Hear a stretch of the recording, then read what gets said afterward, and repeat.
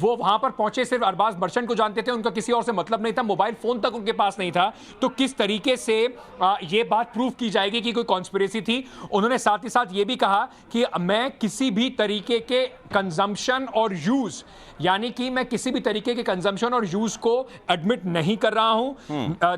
एक ही चीज की बार बार बात हो रही है, कॉन्शियस पोजेशन, वो भी एक स्मॉल क्वांटिटी में है। कॉन्शियस पोजेशन का अनंत मतलब ये है कि किसी और के पास, यानी कि आपके मित्र के पास पोजेशन था और जिसके बारे में आपको जानकारी थी। इस बात को भी सिरे से नकार रहे हैं मुकुल रोहतगी, सीधा सीधा कह रहे हैं ना कोई रिकवरी और ना ही कोई मतलब। जो आपका पंचनामा है उसमें भी मेरे से कुछ मिला नहीं है, आपने कुछ डाला नहीं है, तो मुझे किस लिए कस्टडी में रखा जा रहा है? जी, लेकिन अनुज, एक और इंपॉर्टेंट पॉइंट मुकुल रोहतगी ने अभी क्या कहा कि ये युवा हैं, इनको रिहैब में भेजा जा सकता है, ट्रायल में भेजने की जरूरत नहीं है।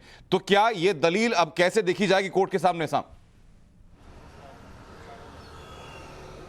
जी बिल्कुल, जिस तरीके से मुकुल रोहतगी जो है तमाम तरीके की दलीलें पेश कर रहे हैं, उनका साफ तौर पे ये कहना है कि न तो मेरे क्लाइंट के पास से कुछ मिला है, न तो उसके पास उसको इस बारे में नॉलेज था। तो ऐसे में उसे किस बात की उसे कस्टडी में रखा जाए। जहाँ तक युवा की बात का उन्होंने कहा कि वो युवा है, उन्हें रिहैब में रखा जा सकता है। निश्चित तौर पर कहीं ना कहीं मुकुल रोहतगी जो है वो ये साफ तौर पर साबित करने की कोशिश कर रहे हैं कि आर्यन खान के पास से किसी तरीके की ड्रग्स की बरामदगी नहीं हुई और न ही ऐसा पंचनामा या जो अरेस्ट मेमो है उसमें लिखा गया है। तो कहीं ना कहीं आर्यन खान के पास ये केस जो है वो बनता ही नहीं। बड़े मजबूती तरीके से, बहुत मजबूत तरीके से लगातार जो है मुकुल रोहतगी जो है वो अपनी बातें रख रहे हैं और कौन से सेक्शंस क्यों नहीं बनते हैं इस बाबत भी वो लगातार अपनी दलीलें पेश कर रहे हैं। कॉन्स्पिरेसी जो सबसे अहम